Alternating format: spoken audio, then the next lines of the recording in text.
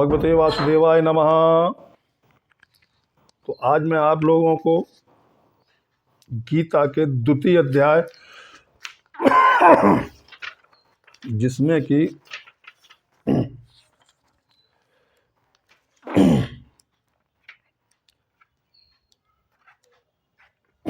दूसरा अध्याय है, इसमें संजय और धृतराष्ट्र। तो इसमें संजय कहते हैं, संजय बोले कि पूर्वोक्त में कि पहले प्रकार से करुणा करके व्याप्त और आंसुओं से पूर्ण तथा व्याकुल नेत्रों वाले शोक युक्त उस अर्जुन के प्रति भगवान मधुसूदन ने यह वचन कहा। हे अर्जुन, तुमको इस विषम स्थल में यह ज्ञान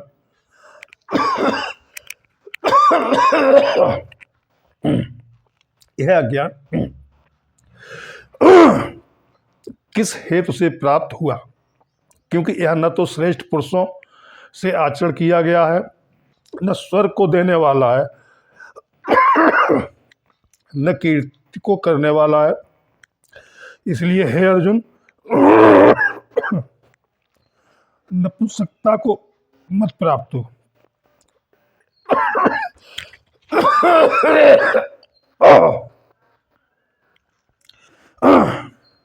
यह तेरे योग्य नहीं है। हे परंतप, तुच्छ हृदय की दुर्बलता को त्याग कर युद्ध के लिए खड़ा हो जा। मधुसूदन कहते हैं तुम युद्ध के लिए खड़े हो जाओ।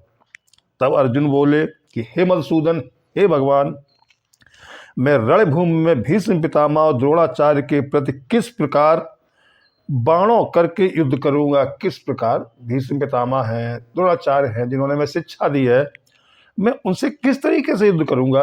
क्योंकि हे अरिसूदन, वे दोनों ही पूजनीय हैं, कि हमारे लिए वे दोनों ही पूजनीय हैं। इसलिए इस महानुभाव गुरुजनों को न मारकर इस लोक में भिक्षा का अन्न भी भोगना कल्याणकारक समझता हूं। अर्जुन कहते हैं मैं इन महान आत्माओं को मारकर, कोई इसमें गुरुजन है, कोई हमारे बाप का बाप है, तो इस तरीके इनको मारकर इस लोक में भिक्षा का अन्न भी मैं खा सकता हूं, वो हम कल्याणकारक समझता हूं। क्योंकि गुरुजनों को मारकर भी इस लोक में रुधिर से सने हुए अर्थ और काम रूप भोगों को ही तो भोगूंगा। अरे मैं इन गुरुजनों को मारूंगा, इनके खून से सने हुए, और उस अर्थ में काम रूप भोगों की तो भोगूंगा और तो कुछ करूंगा नहीं। राजयोग भोगूंगा हस्तिनापुर पे राजाओं की तरीके से। और हम लोग यह भी नहीं जानते कि हमारे लिए क्या करना श्रेष्ठ है, और हम लोग यह भी नहीं जान पाते हैं कि हमारे लिए करना क्या श्रेष्ठ है। अथवा यह भी नहीं जानते कि हम जीतेंगे या हमको वे जीतेंगे। और जिनको मारकर हम जीतना भी चाहते हैं, वे ही धृतराष्ट्र के पुत्र हमारे सामने खड़े हैं। कि जिनको हम मारेंगे, पहले तो हमें यही नहीं मालूम है कि हम जीतेंगे कि नहीं जीतेंगे, या वो जीतेंगे या हम हारेंगे, या वो जीतेंगे। और जिनको मारेंगे, जो कि हमारे ताश्री, हमारे ताऊ के लड़के, धृतराष्ट्र के सभी लड़के हैं। इसलिए कायरता रूप दोष करके उफत हुए स्वभाव वाला और धर्म के विषय में मोहचित हुआ मैं आपको पूछता हूं कि जो कुछ निश्चय किया हुआ कल्याणकारक साधन हो, वह मेरे लिए कहिए, क्योंकि मैं आपका शिष्य हूं। इसलिए आपके शरण हुए मेरे को शिक्षा दीजिए। क्योंकि भूमि में निष्कंटक धन धान्य संपन्न राज्य को और देवताओं को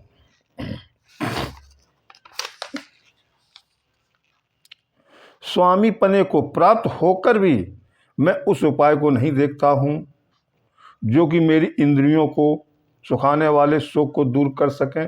कि ऐसा कोई आप उपाय बताइए कि जो मैं सभी चीज़ों से निष्कंटक होके करूं, और जो कि मेरी इंद्रियों को सुखाने वाले, जो इंद्रियां मेरी शुष्क हो गई हैं, चिंता मग्न हो गई, उनका शोक दूर हो सके।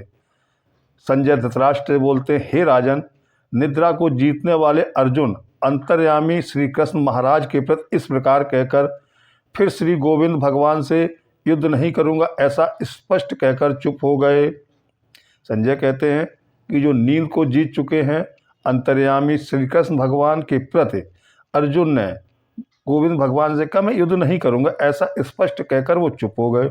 उसके उपरांत हे भरतवंशी धृतराष्ट्र, संजय कहते हैं उसके उपरांत हे भरतवंशी भारत के वंश के धृतराष्ट्र, अंतर्यामी श्री कृष्ण महाराज ने दोनों सेनाओं के बीच में उस शोकयुक्त अर्जुन को हंसते हुए से यह वचन कहे। जो अंतर्यामी श्री कृष्ण भगवान है महाराज, उन्होंने दोनों सेनाओं के बीच में जो शोक से एकदम व्याप्त अर्जुन है उनसे हंसते हुए ये वचन कहे, हे अर्जुन, तू न शोक करने योग्यों के लिए शोक करता है न पंडितों के से वचनों को कहता है कि हे अर्जुन, न तो तू शोक करने योग्य के लिए शोक करता कि ये लोग ऐसे योग्य नहीं है जिनके लिए तू शोक कर रहा, और न पंडितों के वचनों को कहता और न ही तू पंडितों के वचनों को कहता, परंतु पंडित जन जिनके प्राण चले गए हैं उनके लिए और जिनके प्राण नहीं गए हैं उनके लिए भी शोक नहीं करते हैं। जैसे कि पंडित लोग हैं जिनके प्राण चले जाते हैं उनके लिए भी शोक नहीं करते हैं,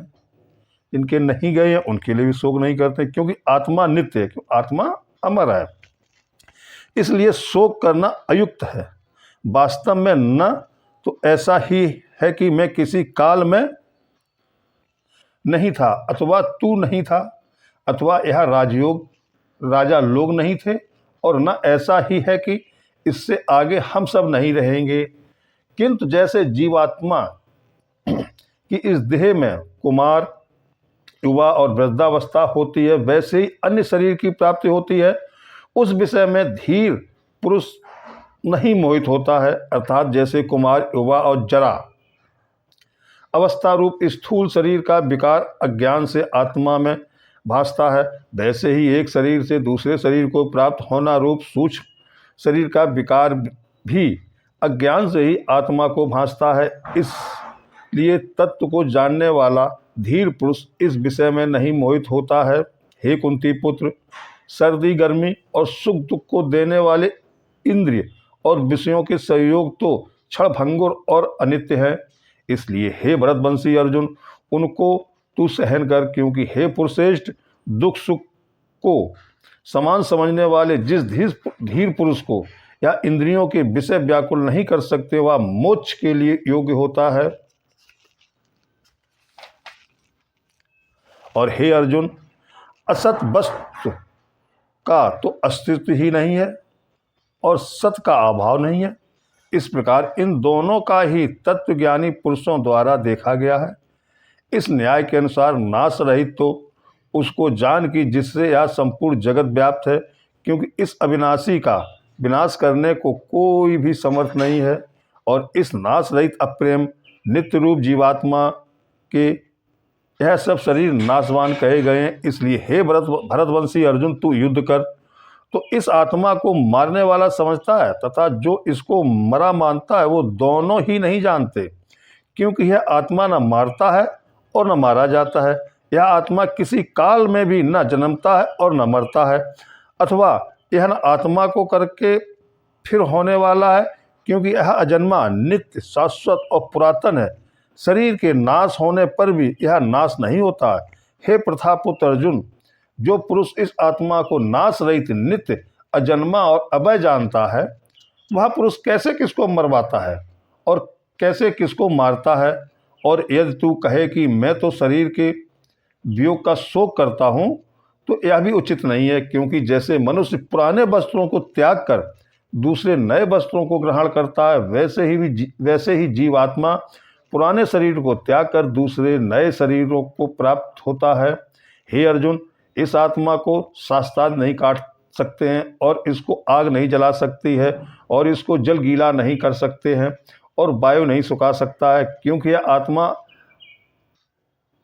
आत्मा अक्षेक है, यह आत्मा अधा है, अकेलाग है, अशोष है, तथा यह आत्मा निसंदेह नित्य सर्वव्यापक अचल स्थिर रहने वाला और सनातन है। यह आत्मा अव्यक्त अर्थात इंद्रियों का अविषय, और यह आत्मा अचिन्ह अर्थात मन का अविषय, और यह आत्मा विकार रहित अर्थात न बदलने वाला कहा गया। इससे हे अर्जुन, इस आत्मा को ऐसा जानकर तू शोक करने योग्य नहीं है, अर्थात तुझे शोक करना उचित नहीं है। यदि तू इसको सदा जन्म और सदा मरने वाला माने तो भी हे अर्जुन, इस प्रकार शोक करने को योग्य नहीं है, क्योंकि ऐसा होने से तो जन्म वाले की निश्चित मृत्यु और मरने वाले का निश्चित जन्म होना सिद्ध हुआ है। इससे भी तू इस बिना उपाय वाले विषय में शोक करने को योग्य नहीं है। यह भीष्म आदियों के शरीर माया में होने से अनित्य है, इससे शरीरों के लिए भी शोक करना उचित नहीं है, क्योंकि हे अर्जुन, संपूर्ण प्राणी जन्म से पहले बिना शरीर वाले और मरने के बाद भी बिना शरीर वाले ही हैं। केवल बीच में ही शरीर वाले प्रतीत होते हैं, फिर उस विषय में क्या चिंता है। हे अर्जुन, यह आत्म तत्व बड़ा गहन है, इसलिए कोई महापुरुष ही इस आत्मा को आश्चर्य की ज्यों देखता है, और वैसे ही दूसरा कोई महापुरुष ही आश्चर्य की ज्यों इसके तत्व को कहता है, और दूसरा कोई ही इस आत्मा को आश्चर्य की ज्यों सुनता है, और कोई कोई सुनकर भी इस आत्मा को नहीं जानता है। हे अर्जुन, यह आत्मा सबके शरीर में सदा ही अबाध्य है, इसलिए संपूर्ण भूत प्राणियों के लिए तू शोक करने को योग्य नहीं है, और अपने धर्म को देखकर भी तू भय करने को योग्य नहीं है, क्योंकि धर्मयुक्त युद्ध से बढ़कर दूसरा कोई कल्याणकारक कर्तव्य क्षत्रियों के लिए नहीं है। हे पार्थ, अपने आप प्राप्त हुए और खुले हुए स्वर्ग के द्वार रूप इस प्रकार के युद्ध को भाग्यवान क्षत्रिय लोग ही पाते हैं, और यदि तू इस धर्मयुक्त संग्राम को नहीं करेगा तो स्वधर्म को और कीर्ति को खोकर पाप को प्राप्त होगा, और सब लोग तेरी बहुत काल तक रहने वाली अपकीर्ति को भी कथन करेंगे, और वह अपकीर्ति माननीय पुरुष के लिए मरण से भी अधिक बुरी होती है, और जिनके लिए तू बहुत माननीय होकर भी अब तुच्छता को प्राप्त होगा, वे महारथी लोग तुझे भय के कारण युद्ध से उपराम हुआ मानेंगे, और तेरे बैरी लोग तेरे सामर्थ्य की निंदा करते हुए बहुत से न कहने योग्य वचनों को कहेंगे। फिर उससे अधिक दुख क्या होगा। इससे युद्ध करना तेरे लिए सब प्रकार से अच्छा है, क्योंकि या तो मरकर स्वर्ग को प्राप्त होगा अथवा जीतकर पृथ्वी को प्राप्त भोगेगा। इससे हे अर्जुन, युद्ध के लिए निश्चय वाला होकर खड़ा हो। यदि तुझे स्वर्ग तथा राज्य की इच्छा न हो तो भी सुख दुख लाभ हानि और जय पराजय को समान समझकर उसके उपरांत युद्ध के लिए तैयार हो। इस प्रकार युद्ध करने से तू पाप को प्राप्त नहीं होगा। हे पार्थ, यह बुद्धि तेरे लिए ज्ञान योग के विषय में कही गई, और इसी को अब निष्काम कर्म योग के विषय में सुन कि जिस बुद्धि से युक्त हुआ तू कर्मों के बंधन को अपनी इच्छा से नाश करेगा। इस निष्काम कर्म योग में आरंभ का अर्थात बीज का नाश नहीं है, और उल्टा फल रूप दोष भी नहीं होता है। इसलिए इस निष्काम कर्म योग रूप धर्म का थोड़ा भी साधन जन्म मृत्यु रूप महान भय से उद्धार कर देता है। हे अर्जुन, इस कल्याण मार्ग में निश्चयात्मक बुद्धि ही है, और अज्ञानी पुरुषों की बुद्धियां बहुत भेदों वाली अनंत होती हैं। हे अर्जुन, जो सकामी पुरुष केवल फल श्रुति में प्रीत रखने वाले स्वर्ग को ही परम श्रेष्ठ मानने वाले, इससे बढ़कर और कुछ नहीं है, ऐसे कहने वाले हैं। वे अविवेकी जन जन्म रूप कर्म फल को देने वाली और भोग तथा ऐश्वर्य की प्राप्ति के लिए बहुत सी क्रियाओं के विस्तार वाली इस प्रकार की जिस दिखाऊ शोभा युक्त वाणी को कहते हैं। उस वाणी द्वारा हरे हुए चित्त वाले तथा भोग और ऐश्वर्य में आसक्ति वाले उन पुरुषों के अंतःकरण में निश्चयात्मक बुद्धि नहीं होती है। हे अर्जुन, सब वे तीनों गुणों के कार्य रूप संसार को विषय करने वाले अर्थात प्रकाश करने वाले हैं। इसलिए तू असंसारी अर्थात निष्कामी और सुख दुखादि द्वंद्वों से रहित नित्य वस्तु में स्थित तथा योगक्षेम को न चाहने वाला और आत्मपरायण हो, क्योंकि मनुष्य का सब ओर से परिपूर्ण जलाशय के प्राप्त होने पर छोटे जलाशय में जितना प्रयोजन रहता है, उसी प्रकार ब्रह्मा को जानने वाले ब्राह्मण का भी सब वेदों में उतना ही प्रयोजन रहता है। अर्थात जैसे बड़े जलाशय के प्राप्त हो जाने पर जल के लिए छोटे जलाशयों की आवश्यकता नहीं रहती है, वैसे ही ब्रह्मानंदन की प्राप्ति होने पर आनंद के लिए वेदों की आवश्यकता नहीं रहती है। इससे तेरा कर्म करने मात्र में ही अधिकार होवे, फल में कभी नहीं, और तू कर्मों के फल की वासना वाला भी मत हो, तथा तेरी कर्म न करने में भी प्रीत न होवे। हे धनंजय, असत्य को त्याग कर तथा सिद्धि और असिद्धि में समान बुद्धि वाला होकर योग में स्थित हुआ कर्मों को कर। यह समतत्व भाव ही योग नाम से कहा जाता है। इस समत्व रूप बुद्धि योग से सकाम कर्म अत्यंत तुच्छ है। इसलिए हे धनंजय, समत्व बुद्धि योग का आश्रय ग्रहण कर, क्योंकि फल की वासना वाले अत्यंत दीन हैं। समत्व बुद्धि युक्त पुरुष पुण्य पाप दोनों को इस लोक में ही त्याग देता है, अर्थात उनसे लिपायमान नहीं होता है। इससे समत्व बुद्धि योग के लिए ही चेष्टा कर। यह समत्व बुद्धि रूप योग ही कर्मों में चतुरता है, अर्थात कर्म बंधन से छूटने का उपाय है, क्योंकि बुद्धि योग युक्त ज्ञानी जन कर्मों से उत्पन्न होने वाले फल को त्याग कर जन्म रूप बंधन से छूटे हुए निर्दोष अर्थात अमृतमय परम पद को प्राप्त होते हैं। हे अर्जुन, जिस काल में तेरी बुद्धि मोह रूप दलदल को बिल्कुल तर जाएगी, तब तू सुनने योग्य और सुने हुए के वैराग्य को प्राप्त होगा।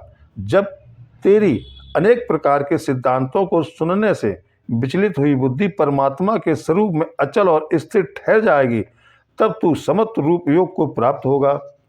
इस प्रकार भगवान के वचनों को सुनकर अर्जुन ने पूछा, हे केशव, समाधि में स्थित स्थिर बुद्धि वाले पुरुष का क्या लक्षण है, और स्थिर बुद्धि पुरुष कैसे बोलता है, कैसे बैठता है, कैसे चलता है।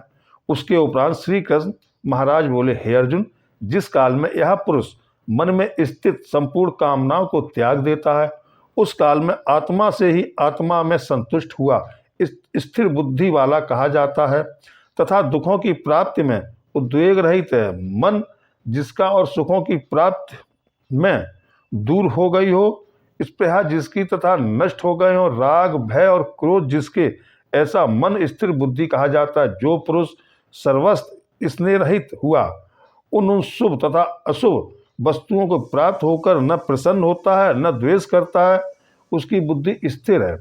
और कछुआ अपने अंगों को जैसे समेट लेता है, वैसे ही यह पुरुष जब सब ओर से अपनी इंद्रियों के विषयों से समेट लेता है, तब उसकी बुद्धि स्थिर होती है। यद्यपि इंद्रियों के द्वारा विषयों को न ग्रहण करने वाले पुरुष के भी केवल विषय तो निवृत्त हो जाते हैं, परंतु राग नहीं निवृत्त होता है। और इस पुरुष का तो राग भी परमात्मा को साक्षात करके निवृत्त हो जाता है।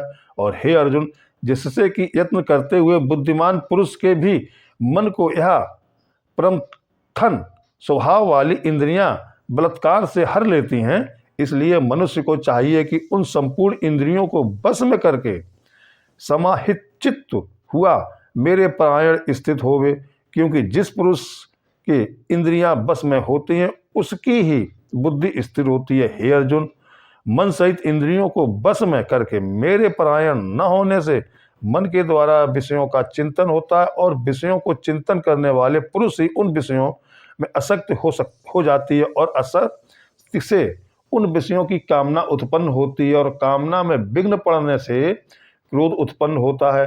क्रोध से अविवेक अर्थात मूढ़ भाव उत्पन्न होता है, और अविवेक से स्मरण शक्ति भ्रमित हो जाती है, और स्मृति के भ्रमित हो जाने से बुद्धि अर्थात ज्ञान शक्ति का नाश हो जाता है, और बुद्धि के नाश होने से यह पुरुष अपने श्रेय साधन से गिर जाता है। परंतु स्वाधीन अंतःकरण वाला पुरुष राग द्वेष से रहित अपने बस में ही हुई इंद्रियों द्वारा विषयों को भोगता हुआ अंतःकरण की प्रसन्नता अर्थात स्वच्छता को प्राप्त होता है। उस निर्मलता के होने पर उसके संपूर्ण दुखों का अभाव हो जाता है, और उस प्रसन्न चित्त वाले पुरुष की बुद्धि शीघ्र ही अच्छी प्रकार स्थिर हो जाती है। हे अर्जुन, साधन रहित पुरुष के अंतःकरण को श्रेष्ठ बुद्धि नहीं होती, और उस अयुक्त के अंतःकरण के अंतःकरण में असक्त भाव भी नहीं होता है और बिना असक्त भाव वाले पुरुष को शांति भी नहीं होती है। फिर शांति रहित पुरुष को सुख कैसे हो सकता है?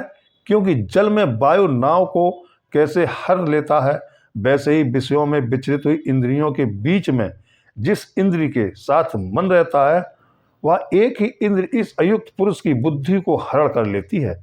इससे हे महाभाव, जिस पुरुष की इंद्रियां सब प्रकार के इंद्रियों के विषयों से बस में की हुई होती हैं उसकी बुद्धि स्थिर होती है। और हे अर्जुन, संपूर्ण भूत प्राणियों के लिए जो रात्रि है उस नित्य शुद्ध बोध स्वरूप परमानंद में भगवत को प्राप्त हुआ योगी पुरुष जागता है। और जिस नाशवान क्षण भंगुर सांसारिक सुख में सब भूत प्राणी जागते हैं, तत्व को जानने वाले मुनि के लिए वह रात्रि है।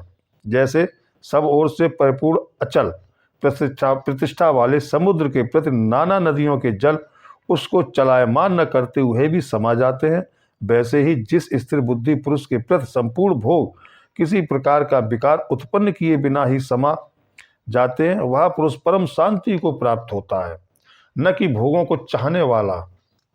क्योंकि जो पुरुष संपूर्ण कामनाओं को त्याग कर ममता रहित और अहंकार रहित स्पृहा रहित हुआ वर्तता है वह शांति को प्राप्त होता है।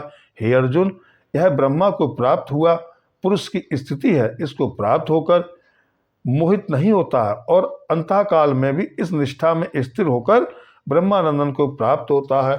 ओम नमो भगवते वासुदेवाय नमः। ये जो धृतराष्ट्र और अर्जुन, संजय, धृतराष्ट्र और अर्जुन और श्री कृष्ण का जो कुरुक्षेत्र के बीच युद्ध है, संजय वो आंखों देखा हाल धृतराष्ट्र महाराज को बता रहे थे। ओम नमो भगवते वासुदेवाय नमः।